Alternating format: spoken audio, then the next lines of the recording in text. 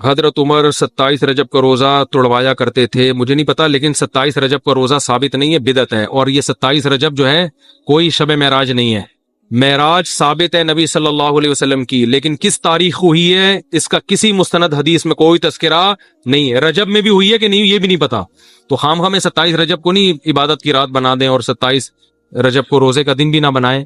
نہ یہ روزے کا دن ہے، نہ یہ رات عبادت کی رات ہے، اور نہ یہ نبی صلی اللہ علیہ وسلم کی معراج کی رات. اللہ نے یہ تاریخیں ہم سے چھپا دی ہیں تاکہ لوگ ان میں بدعتیں نہ کریں. بس ہمارا عقیدہ ہے آپ صلی اللہ علیہ وسلم معراج پہ گئے تھے، کس تاریخ کو گئے تھے ہمیں نہیں پتا، کوئی ہے ہی نہیں، کوئی روایتیں نہیں ملتی، بہت متضاد روایتیں اور ساری موضوع من گڑت حدیث ضعیف ہیں. تو ایسا کچھ نہیں ہے. ان من اشد الناس عذابا یوم القیامت المصورون، آپ صلی اللہ علیہ وسلم نے فرمایا کہ سب سے سخت ترین عذاب تصویر بنانے والے کو ہوگا. اور صحابہ کرام سے جو اس حدیث کی تفسیر منقول ہے وہ یہ ہے کہ اس سے مراد چہرے کی تصویر ہے، بے جان چیزوں کی یا نیچے کے دھڑ کی تصویریں بنا سکتے ہیں. تو یہ جب ہے جب ہاتھ سے آپ کسی پیپر پہ یا دیوار پہ تصویر بناتے ہیں، جیسے کہ مصور لوگ کر رہے ہوتے ہیں. البتہ یہ جو ڈیجیٹل فارم میں تصویر ہوتی ہے، بہت سے علماء کا موقف یہ ہے کہ یہ اس تصویر حرام میں داخل نہیں ہے. اس میں بہت ساری اس میں دلائل ہیں، لیکن یہ میں اگر دلائل ریکارڈ کرواؤں گا تو بات بہت لمبی ہو جائے گی. تو بہت سے علماء کی رائے میں یہ جو ڈیجٹ فارم میں تصویر ہوتی ہے یہ اس حرام تصویر میں داخل نہیں ہے جس میں نبی صلی اللہ علیہ وسلم کی وعید ہے. تو اس لیے ڈیجٹ فارم میں تصویر بنانے کی ہماری رائے میں گنجائش ہے. البتہ مسئلہ چونکہ علماء کے مابین اختلافی، اگر کوئی احتیاط کرے اور ڈیجٹ فارم میں بھی تصویر نہ بنائے چہرے کی تو احتیاط کی بات ہے. لیکن بہرحال ہماری رائے میں اور اسی طرح دارالعلوم کرنگی ان علماء کی رائے میں ڈیجٹ فارم میں کوئی تصویر ہو اس کی ڈیزائننگ کی اجازت ہے، وہ انشاءاللہ اللہ سے امید کی جا سکتی ہے، اس پہ وہ گناہ نہیں ہوگا. مفتی صاحب، یونیورسٹی کی مسجد میں جماعت کے ساتھ نماز ہوتی ہے مگر کبھی مسجد کی جماعت کے ساتھ نماز رہ جاتی ہے تو 5 سے 10 طلبہ مل کر الگ جماعت کروا لیتے ہیں. کیا اس طرح جماعت کروانا درست ہے یا ایک مسجد میں صرف ایک ہی جماعت ہونی چاہیے؟ دیکھیں، اگر پراپر مسجد ہے جس میں پراپر امام موجود ہو اور نماز کی پراپر ٹائمنگ موجود ہو تو اس میں پھر جو جماعت کی نماز ہے نا، جس ٹائم پہ جماعت کھڑی ہوتی ہے اسی کی پابندی کرنا لازم ہے. سب پر لازم ہے کہ اس جماعت میں وہ پہنچیں. اس میں ہر شخص کا اپنی اپنی جماعتیں کروانا یہ ٹھیک عمل نہیں ہے. مصنف ابن ابی شیبہ جو حدیث کی مشہور کتاب ہے جس میں صحابہ اور تابعین کے آثار ہوتے ہیں، اس میں حدیث موجود ہے کہ صحابہ کرام میں رواج تھا کہ اگر وہ مسجد میں آتے اور دیکھتے کہ جماعت سے نماز ہو چکی ہے تو یا تو انفرادی نماز پڑھتے یا مسجد سے باہر اپنے گھر میں دوسری جماعت کرا لیتے. تو اس لیے جو پراپر اگر مسجد ہے یونیورسٹی میں تو مسجد کی جماعت کا اہتمام کریں سب لوگ. اور اگر کسی وجہ سے جماعت نکل جائے تو پھر اس حدیث کی روشنی میں اپنی نماز پڑھنی چاہیے، ان کو جماعت نہ کرائیں. جماعت کرانی ہو تو مسجد سے باہر ضرور کرائیں، وہ اچھی بات ہے تاکہ جماعت کی فضیلت ملے. کیونکہ مسجد میں بار بار جب جماعتیں ہوتی ہیں تو اس سے جو مسجد کی اصل جماعت ہے اس کی ویلیو ختم ہو جاتی ہے. وہ کہ نبی صلی اللہ علیہ وسلم کے دور میں کبھی کبھار ایسا ہوا ہے کہ مسجد میں دوسری جماعت بھی ہوئی ہے، لیکن یہ بہت کم ہوا ہے، عام رواج نہیں تھا.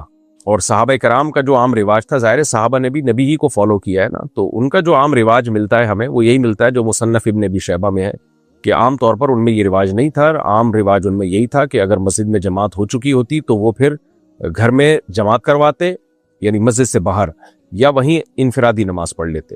تو اس لیے بہتر یہی ہے کہ آپ مسجد سے باہر جماعت کریں یا اپنی طور پر انفرادی نماز پھر مسجد میں پڑھیں. البتہ اگر ہمارے اس فتوے کو کوئی فالو نہیں کرتا اور کسی ایسے عالم کی رائے کو فالو کر رہے ہیں جو دوسری جماعت کو بھی ٹھیک سمجھتے ہیں تو مسجد میں افتراق اور انتشار کا سبب نہ بنایا جائے.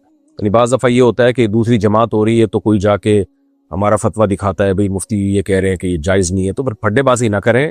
ایک دفعہ بات بتا دیں، کوئی مان لے ٹھیک ہے، نہیں مانے تو جو ہو رہا ہے ہونے دیں.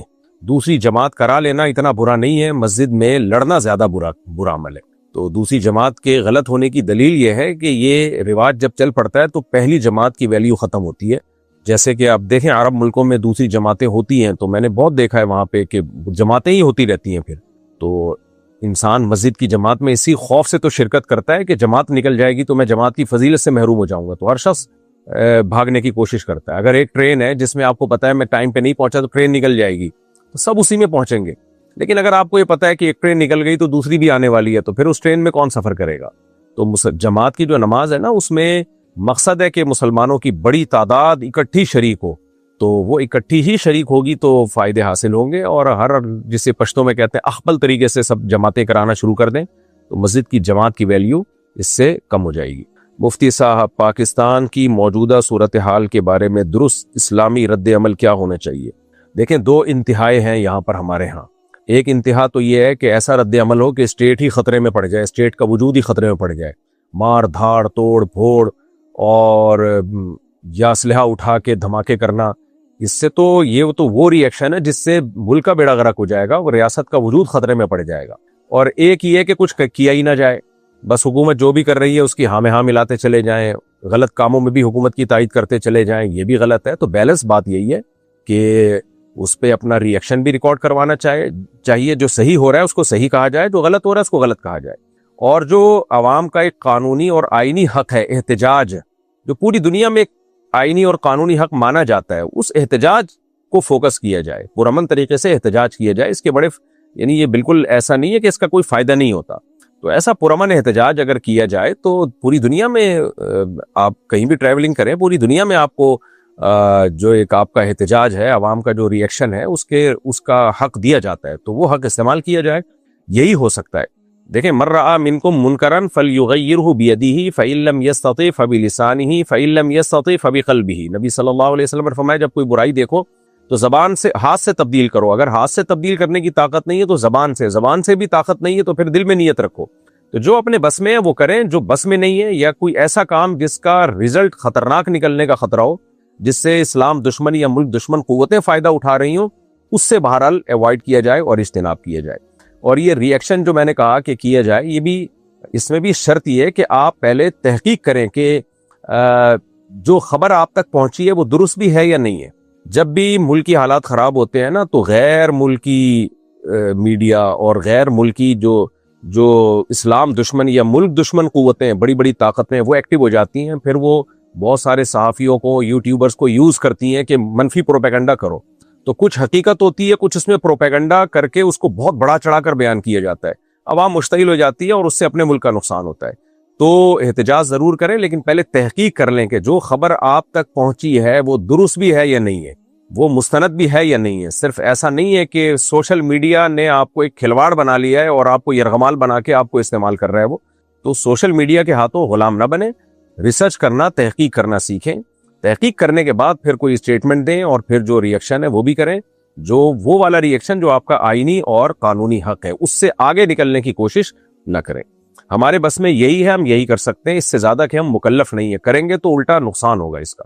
اس دور میں جب ہم اللہ، اسلام اور توحید کے خلاف باتیں سنتے رہتے ہیں تو ہم کس طرح توحید پر ثابت قدم رہ سکتے ہیں اور اللہ کے ساتھ محبت کا تعلق کیسے مضبوط رکھ سکتے ہیں؟ دیکھیں، ایک دفعہ تحقیق کرنے کے بعد اسلام پہ ڈٹ جانا چاہیے۔ قرآن مجید میں اللہ تعالیٰ فرماتے ہیں ان الذین قالوا ربنا اللہ ثم استقاموا، جنہوں نے ایک دفعہ کہہ دیا کہ اللہ ہمارا رب ہے، پھر اس پہ ڈٹ گئے، تتنزل علیہم الملائکہ، تو ان کے دل پہ فرشتے نازل ہوتے ہیں جو ان کو تسلیاں دیتے ہیں، موٹیویٹ کرتے ہیں، تو اللہ کی طرف سے بھی پھر موٹیویشن ملتی ہے۔ مسئلہ جب خراب ہوتا ہے جب آپ اللہ کو ایک دفعہ مانیں پھر اس پہ ڈٹتے نہیں ہیں، آپ کنفیوژن کا شکار رہتے ہیں۔ تو اگر اسلام کی حقانیت کے بارے میں کوئی ویلڈ پوائنٹ ہے کسی کے دل میں، یعنی اس کو لگتا ہے کہ ویلڈ ہے، کوئی اعتراض ہے، تو وہ علماء سے پوچھے، اور جب ایک دفعہ وہ کلیئر ہو جائے نا تو پھر کسی وسوسے کا شکار نہ ہو، پھر بولے بھائی رضیت باللہ ربا وبالاسلام دینا وبمحمد صلی اللہ علیہ وسلم نبیہ، کہ میں اللہ پر راضی ہوں کہ وہ میرا رب ہے، میں اسلام پہ راضی ہوں کہ وہ میرا دین ہے، میں نبی پہ راضی ہوں کہ وہ میرے نبی ہیں۔ تو نبی صلی اللہ علیہ وسلم کی صحیح حدیث ہے، آپ نے فرمایا جس نے جو اللہ پہ اس طرح سے راضی ہو گیا نا، ذاق طعم الایمان، وہ اسلام کی مٹھاس کو چکھے گا، اس کو اسلام میں مزہ آئے گا۔ تو ہماری جو یونیورسٹیاں ہیں آج کل، ان میں کچھ پروفیسر ایسے ہوتے ہیں جو سائنس سے کچھ ضرورت سے زیادہ متاثر ہو جاتے ہیں۔ سائنس کی بنیاد تو مسلمان سائنسدانوں نے ڈالی ہے، اسلام نے ڈالی ہے، تو جو سائنسی ترقیاں ہوئی ہیں، لیکن ہمارے ہاں کچھ مادہ پرست لوگ اتنا زیادہ آگے نکل جاتے ہیں کہ وہ سمجھتے ہیں کہ یہ مذہب کی جب تک مخالفت نہیں ہوگی تو ہمیں کوئی پڑھا لکھا نہیں سمجھے گا۔ تو یونیورسٹیوں میں ایسے پروفیسرز بہت بڑھتے چلے جا رہے ہیں، پھر وہ طلبہ کے ذہن خراب کرتے ہیں، کبھی ایتھیزم کو پروموٹ کرتے ہیں، کبھی مذہب کے خلاف باتیں شروع کر دیتے ہیں۔ تو آپ ایک دفعہ تحقیق کر کے ڈٹ جائیں اسلام پہ، اور پھر ایسے لوگوں کی یعنی لفٹ نہ کرائیں، ایسے لوگوں کو، ایسے چینل نہ دیکھیں جس میں اس طرح کی باتیں ایتھیسٹ لوگ کر رہے ہوتے ہیں۔ تو کیونکہ انسان جب کسی کی باتیں سنتا ہے نا تو اس سے متاثر ہو یا نہ ہو، وسوسے ضرور پیدا ہونے لگتے ہیں۔ تو اسی وجہ سے ہمارے نبی صلی اللہ علیہ وسلم نے ہمیں اچھی صحبت کا حکم دیا. اچھے لوگوں میں بیٹھیں آپ.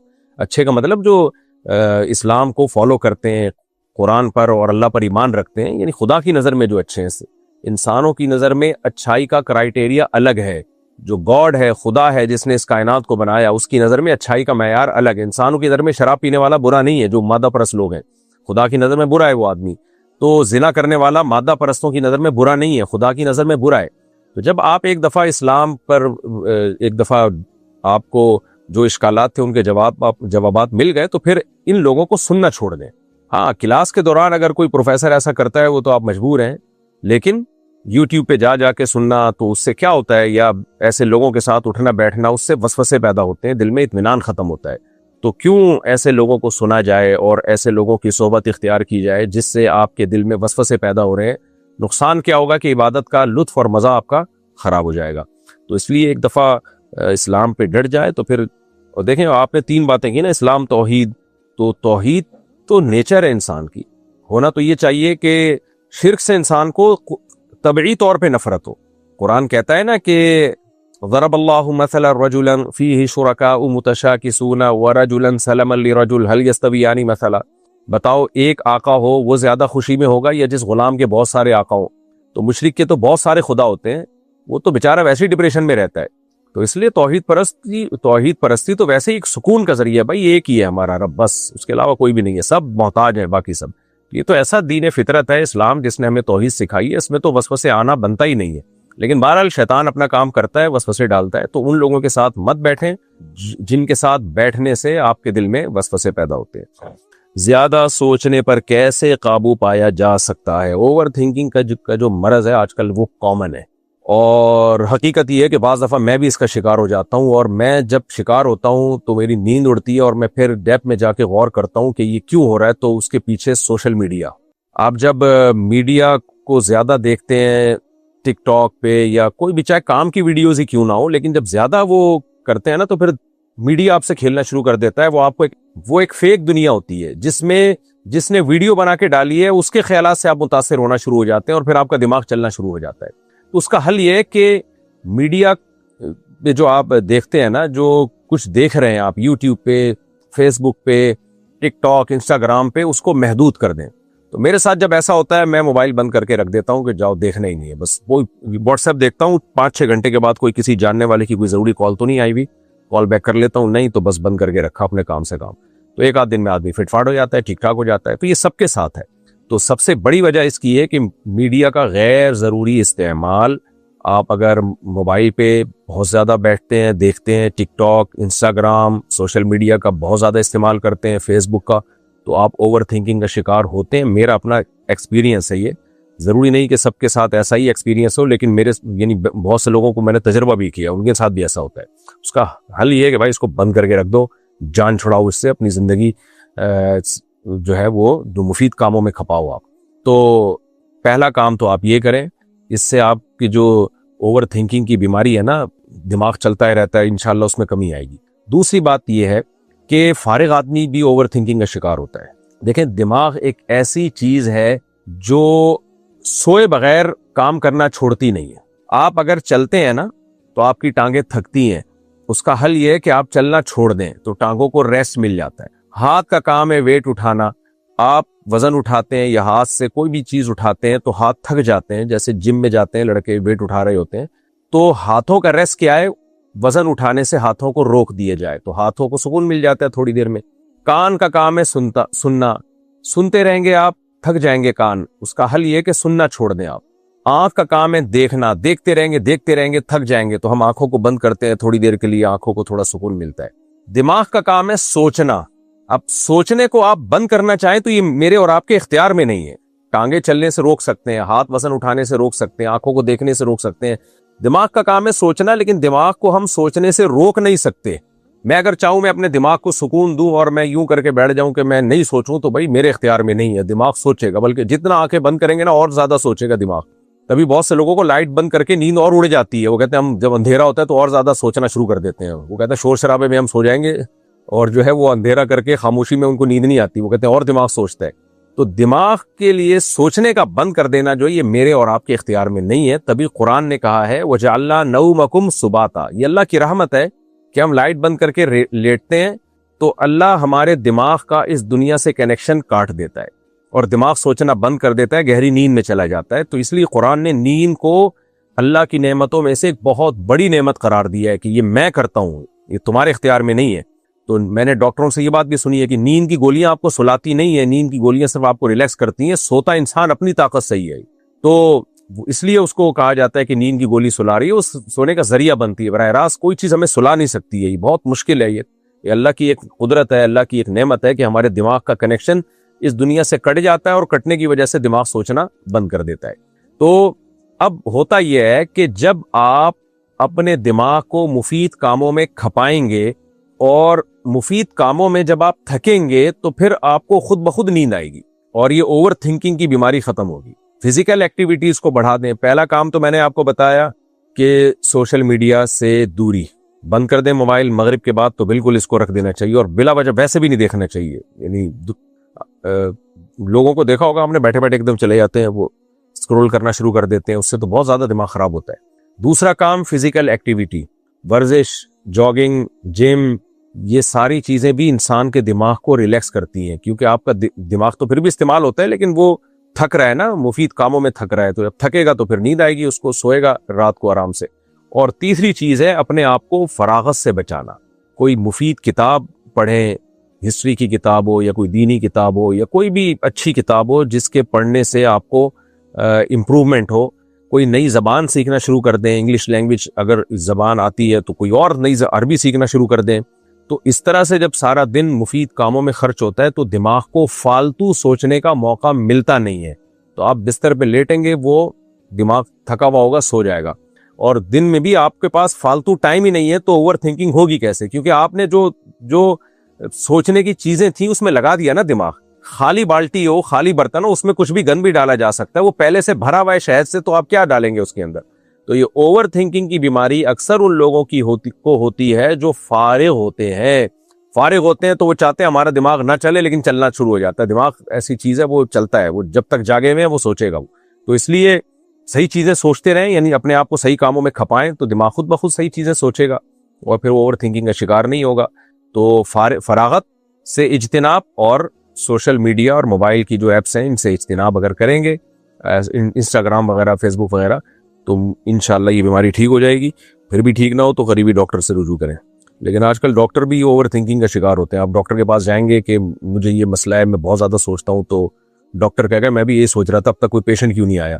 تو بہرحال علاج ہوتا ہے ڈاکٹروں کے پاس بھی اس کا. لیکن میں نے تو آپ کو ایک کامن جنرل ایک بات بتائی ہے, جیسے بخار کا ایک کامن علاج ہے 2 گولی پیناڈول کی کھا لیں, تو میں نے آپ کو ایک کامن علاج بتایا ہے.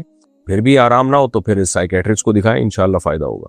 لیکن اس جو میں نے آپ کو ٹپس بتائی ہیں 99.9% انشاءاللہ اس سے آپ کو فائدہ ہو جائے گا اگر آپ اس پر عمل کریں. ایک شخص نے مجھ سے یہ سوال کیا جس کا میں جواب نہ دے سکا. اس کا کہنا تھا کہ کوئی شخص یہ کیسے جان سکتا ہے کہ اس کا دین سچا ہے جبکہ اس نے تمام مذاہب کو تجربے میں نہیں لایا. جبکہ یہ تمام مذاہب کو تجربے میں نہیں لایا, کیونکہ دنیا میں ہر شخص یہی کہتا ہے کہ اس کا مذہب سچا ہے. پھر وہ بغیر پڑھے یہ کیسے کہہ سکتا ہے کہ دوسرے مذاہب سچے نہیں.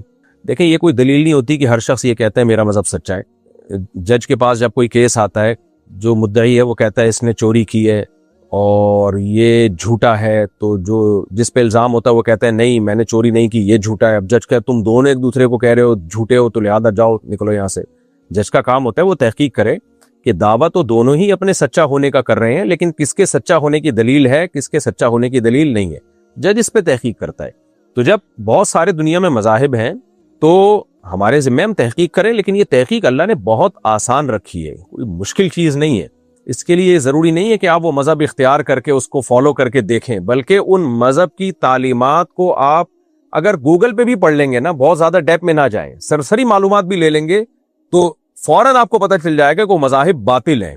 کیوں باطل ہیں؟ اس لیے کہ ہر مذہب کی بنیاد جو ہے وہ شرک سے شروع ہو رہی ہے, اسلام کے علاوہ ہر مذہب کی بنیاد. تو آپ دیکھ لیں, تو شرک تو ایسی چیز ہے بھائی, خدا دو کیسے ہو سکتے ہیں, معبود دو کیسے ہو سکتے ہیں.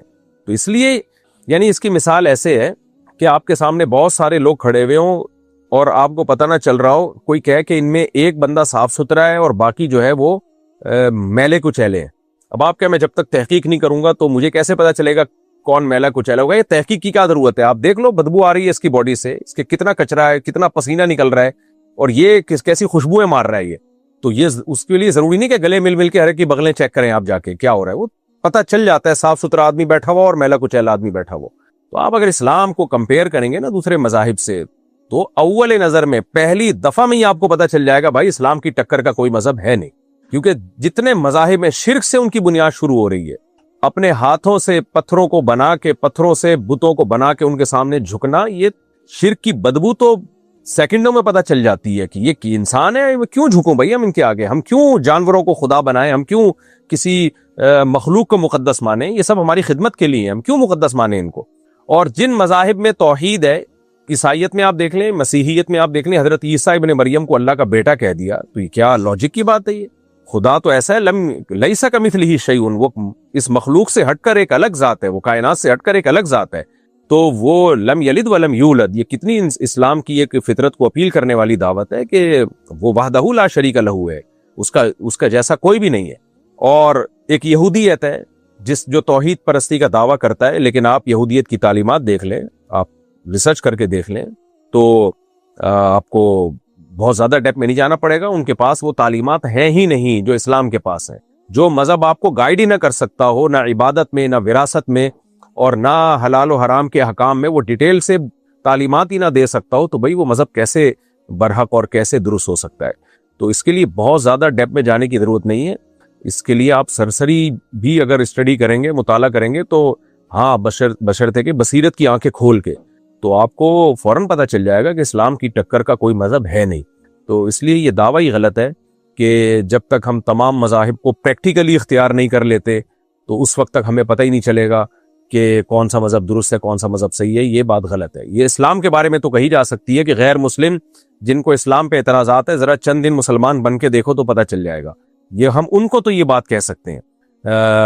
اول تو ان کے لیے بھی یہ ضروری نہیں ہے, کیونکہ اسلام کی خوشبو جو اسلام کا عبادات کا نظام ہے, رمضان دیکھ لیں, اسلام کے زکوٰۃ کا نظام دیکھ لیں, حج دیکھ لیں, پھر اسلام میں جو صلہ رحمی ہے, والدین کے حقوق ہیں, بیوی بچوں کے حقوق ہیں, پوری اس کی ایک تفصیل ہے. فقہ کی اتنی موٹی موٹی کتابیں اتنی بڑی بڑی جلدوں میں ہوتی ہیں اسلامی قانون کی. کیا دنیا میں کسی اور مذہب کے پاس اتنی بڑی بڑی جلدوں میں قانون ہے؟ قانون ہی نہیں ہے, تو اس کے صحیح اور غلط ہونے کی بات تو بات کی چیز ہے. تو ایک قانون جو خدائی قانون ہے وہ ہے ہی مسلمانوں کے پاس, ان کے علاوہ کسی اور کے پاس ہے نہیں. وہ اس پہ میرے تفصیلی بیانات بھی ہیں بہت ڈیٹیل سے, ایک ڈیڑھ گھنٹے کے مختلف یونیورسٹیوں میں, باہر ملکوں میں, کہ بھئی اسلام کے کو آپ کمپیئر دوسرے مذہب سے کریں گے تو اسلام کا پلڑا بہرحال بھاری رہے گا. اس لیے یہ اعتراض درست نہیں ہے کہ جب تک تمام مذاہب کو پریکٹیکلی تجربہ کر کے نہ دیکھا جائے تو ہمیں کیسے پتہ چلے گا. یہ کہنے کی حد تک ہے. عملی طور پر جب آپ مشاہدہ کریں گے مذاہب کا اور اسلام کا, تو آپ کو یہ دعویٰ غلط معلوم ہوگا. اگر آپ کی کوئی اچھی دوست ہو, یہ کسی لڑکی نے پوچھا ہے یونیورسٹی کی, اگر آپ کی کوئی اچھی دوست ہو اور کسی غلط فہمی کی وجہ سے بغیر آپ کی غلطی کے دوستی ختم ہو جائے, آپ کو بہت دکھ ہوا اور کافی وقت بعد وہ آ کر وضاحت کرے اور سب کچھ صاف ہو جائے, لیکن دوبارہ دوستی اور مکمل معاف کرنے کے باوجود آپ کو پہلے جیسی خاص وابستگی محسوس نہ ہو, جبکہ وہ آپ کے ساتھ دوستی کر کے بہت خوش ہو, تو کیا یہ اس کے ساتھ ناانصافی ہے؟ آپ اب بھی اس کے ساتھ وقت گزارتے ہیں, گھومنے پھرنے جاتے ہیں, مگر وہ اب آپ کے دل میں خاص نہیں رہی, تو اس بارے میں کیا رائے ہے؟ کچھ بھی نہیں ہے, کوئی بات نہیں. اگر خاص نہیں رہی تو کوئی اتنا بڑا مسئلہ نہیں ہے. دیکھیں, اسلام نے رشتے جوڑنے کا حکم دیا ہے. دوستیاں تو ہوتی ہیں, ختم بھی ہو جاتی ہیں, دشمنی نہ رکھیں بس. اور بہت زیادہ گہری دوستیاں بھی ٹھیک نہیں ہیں اس زمانے میں. اس کے فائدے کے بجائے نقصانات کا خطرہ آج کل زیادہ ہوتا ہے. تو اگر آپ کی اس سے دوستی تھی اور ختم ہو گئی, تو پھر دوستی ہو گئی, تو آپ کو زیادہ اس سے دوستی نہیں ہے تو کوئی مسئلہ نہیں ہے, کوئی اتنی ٹینشن لینے کا نہیں ہے. یہ جو کنوارے لڑکے لڑکیاں ہوتی ہیں نا, ان کے ساتھ یہ پرابلم ہوتی ہے. ان کو دوستیوں میں بڑی دلچسپی ہوتی ہے. جب شادی ہو جاتی ہے, اپنا شوہر بچے اپنی زندگی میں مصروف, تو وہ ساری دوستیاں پھر ایک اس میں آ جاتی ہیں, ایک لمٹ میں آ جاتی ہیں, اعتدال میں آ جاتی ہیں.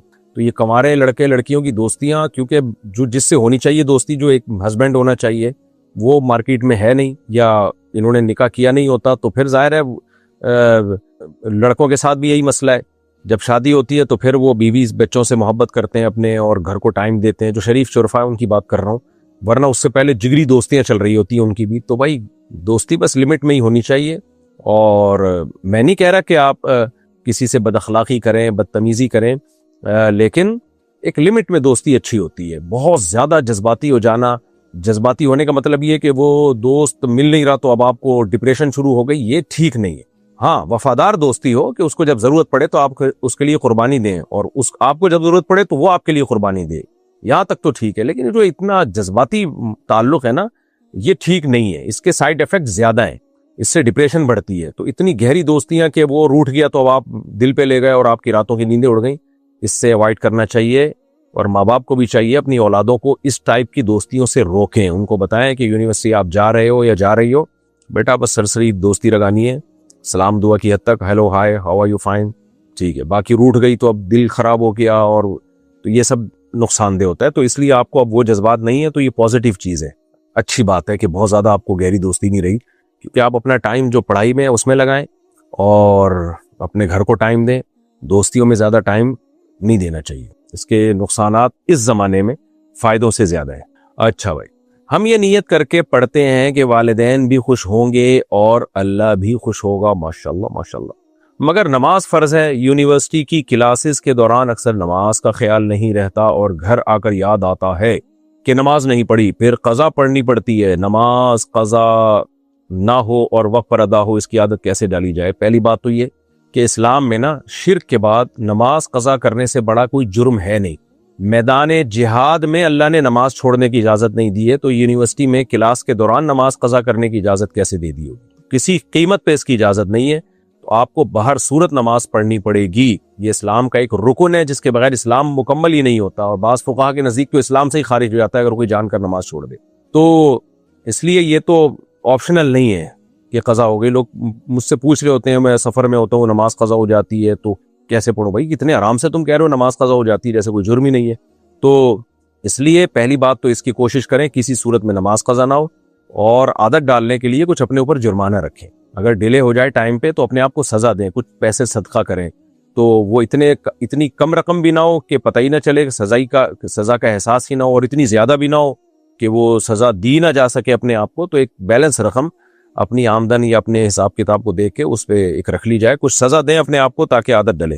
اگر لڑکا اور لڑکی ایک دوسرے کو 7 سال سے پسند کرتے ہوں, بہت کم ٹائم ہے جس سے پسند کر رہے ہیں, اور دونوں کی نیت شادی کی ہو, سبحان اللہ, لیکن لڑکی کے گھر والے یہ کہہ کر انکار کر دیں, وہی ہوا جس کا ڈر تھا, یہی کہہ کر انکار کرتے ہیں کہ ہم ذات سے باہر شادی نہیں کرتے, تو پھر کیا کیا جائے؟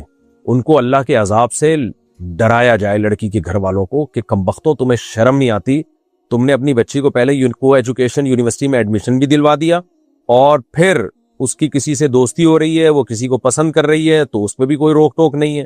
اور جب 7 سال ہو گئے وہ اٹیچمنٹ کے بعد پھر کہہ رہے ہو ہم خاندان سے باہر شادی نہیں کرتے, تو ریکارڈنگ ہو رہی ہے.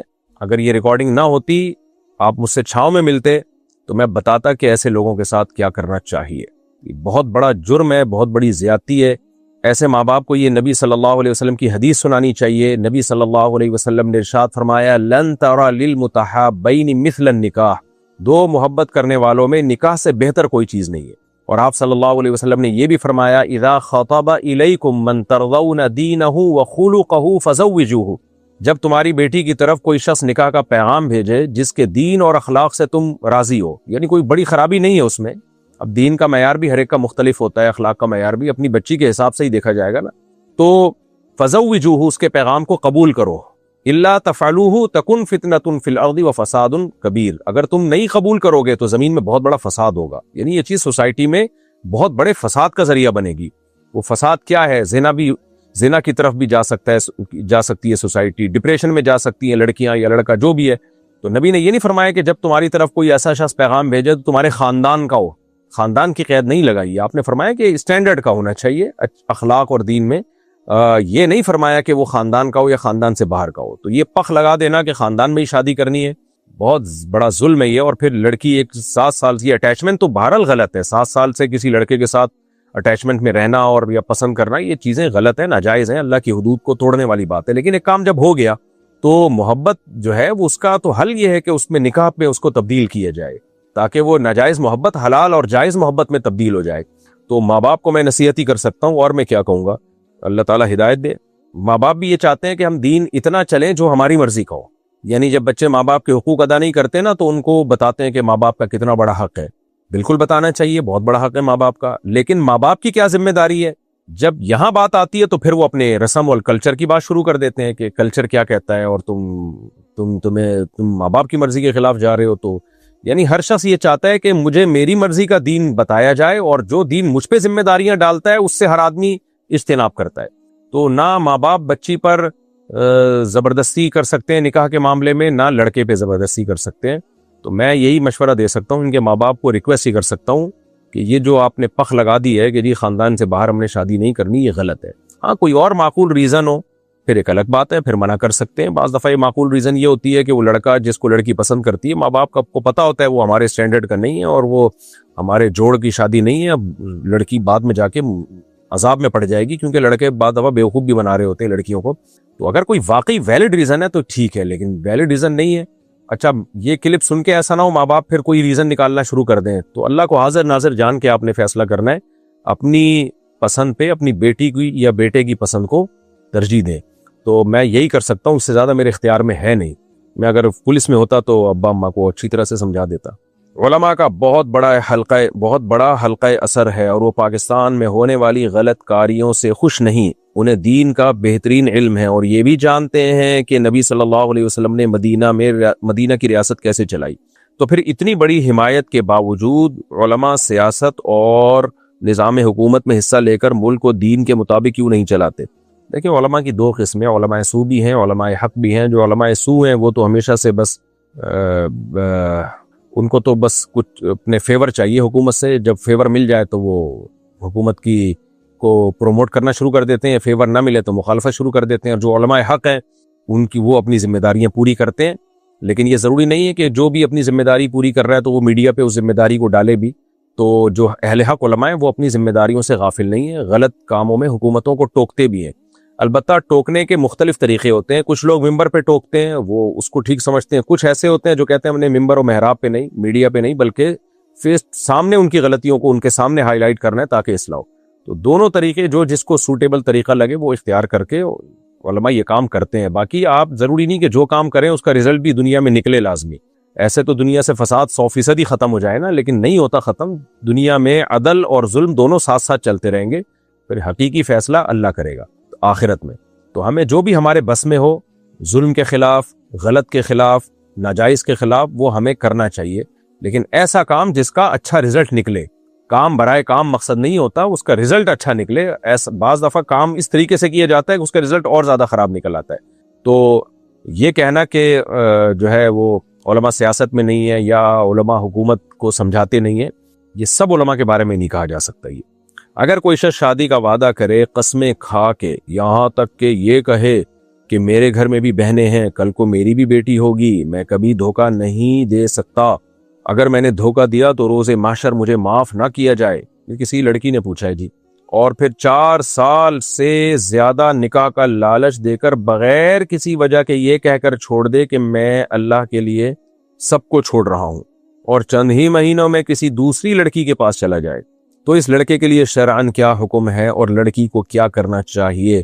اگر پہلے ہی بچپن کے صدمات کی وجہ سے لوگوں پر اعتماد نہ ہو اور جس پر بھروسہ کیا جائے وہ بھی ایسا کرے, تو وہ لڑکی کیا کرے گی؟ شادی اور مردوں پر اعتماد کیسے بحال ہو؟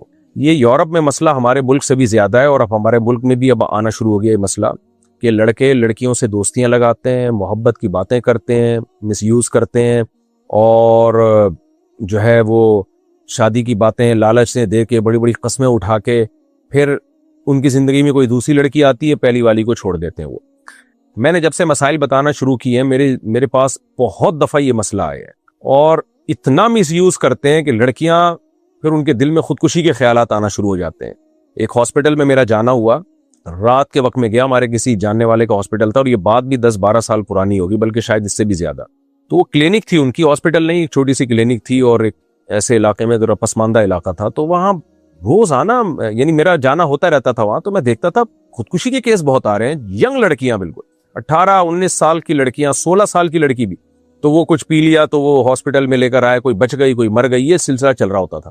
میں نے ڈاکٹر صاحب سے پوچھا یہ کہانی کیا ہے، تو ڈاکٹر صاحب نے بتایا کہ زیادہ تر وہ کیسز ہیں جن میں مالدار گھروں کے لڑکے، ڈیفینس، کلفٹن، کراچی میں تو یہ پوش علاقے ہیں، ان گھروں کے لڑکے ان غریب خوبصورت لڑکیوں کو نکاح کی لالچ دیتے ہیں، گھماتے ہیں پھراتے ہیں، بھی لڑکیوں کے پاس پیسہ نہیں ہوتا تو وہ پیسہ دیکھ کے پاگل ہو جاتی ہیں، تو ٹھیک ٹھاک پیسہ خرچ کرتے ہیں، مس یوز کرتے ہیں اور بڑے بڑے باتیں کرتے ہیں، بڑی بڑی باتیں ان کے سامنے کر کے جب دل بھر جاتا ہے تو اس کو ٹیشو پیپر کی طرح پھینک کے دوسری لڑکی زندگی میں آتی ہے، اور پھر یہ ترستی ہے اس کی یاد میں، نیندیں اڑ جاتی ہیں، اور نتیجہ یہ نکلتا ہے کہ پھر کوئی بلیچ پی کے آ رہی ہے، کوئی زہر پی کے آ رہی ہے۔ اور جب یہ بات بتا رہے تو اس وقت بھی ایک 14 یا 15 سال کی لڑکی بیڈ پہ لیٹی ہوئی تھی جس کو ڈرپ چڑھ رہی تھی، جس نے خودکشی کی تھی۔ یہ ہماری سوسائٹی میں ہے۔ اب آپ نے مجھ سے پوچھا، میں آپ کو جو جواب دے رہا ہوں اس میں میں کوئی لگی لپٹی بات نہیں کروں گا، یہ آپ کی بھی غلطی ہے کہ آپ نے شرعی حدود کو کراس کیوں کیا۔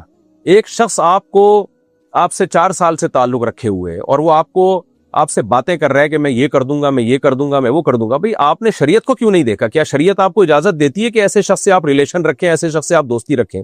اسلام میں گرل فرینڈ بوائے فرینڈ کا کوئی تصور نہیں ہے، یہ تو گدھے گھوڑوں کی ایک زندگی ہوتی ہے جو فیمیل سے ایک ان کا تعلق ہوتا ہے اور جب دل بھر جائے تو چھوڑ کے چلے جاتے ہیں۔ اسلام میں تو نکاح کا ریلیشن ہے، تو آپ کو چاہیے تھا جب وہ نکاح کے وعدے کر رہا تھا آپ کہتی بھئی یا تو نکاح کرو یا ختم، سیٹ اپ، پیغام بھیجو میرے گھر میں، اگر نکاح ہو جاتا ہے ٹھیک ہے، نہیں تو نکلو آپ یہاں سے۔ تو آپ کی بھی غلطی ہے کہ آپ نے ایک حرام ریلیشن ایک شخص سے رکھا کیوں، چاہے وہ دوستی کی حد تک ہی کیوں نہ ہو، تو کیوں رکھا آپ نے؟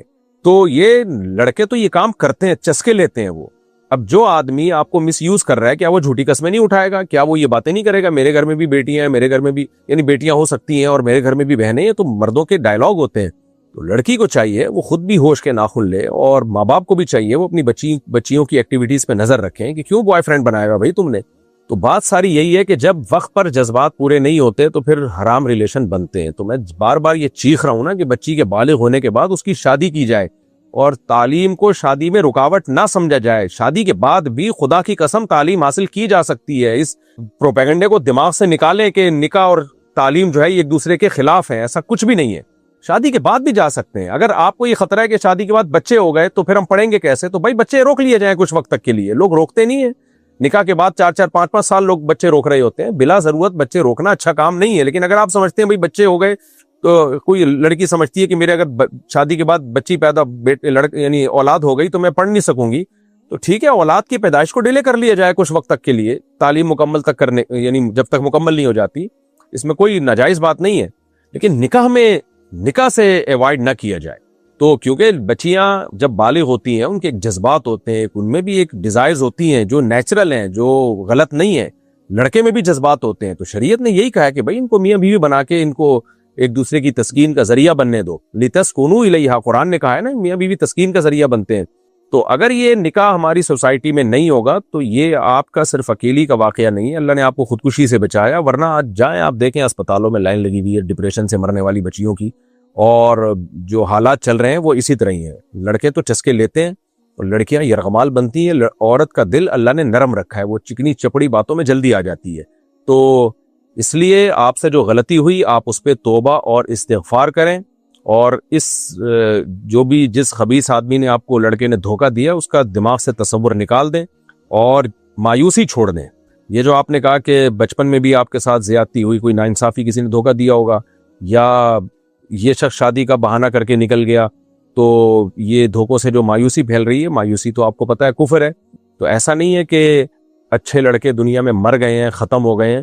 ایک تجربہ آپ کو ہو گیا تو آپ سب سے بڑی بات یہ کہ اپنے والدین کو بھی اس میں لے کر آئیں۔ باپ کا تجربہ بہت زیادہ ہوتا ہے۔ مرد کے لیے یہ جانچنا کہ یہ لڑکا 2 نمبر ہے یا 1 نمبر، یہ آسان ہے۔ تو اپنے والد یا بھائیوں کو اعتماد میں لیں، وہ آپ کے لیے کوئی مناسب رشتہ تلاش کریں، اور وہ دیکھیں گے، وہ جج کریں گے، وہ آپ پہ نہ چھوڑ دیں، وہ جج کریں گے کہ یہ بندہ ٹھیک ہے یا نہیں ہے۔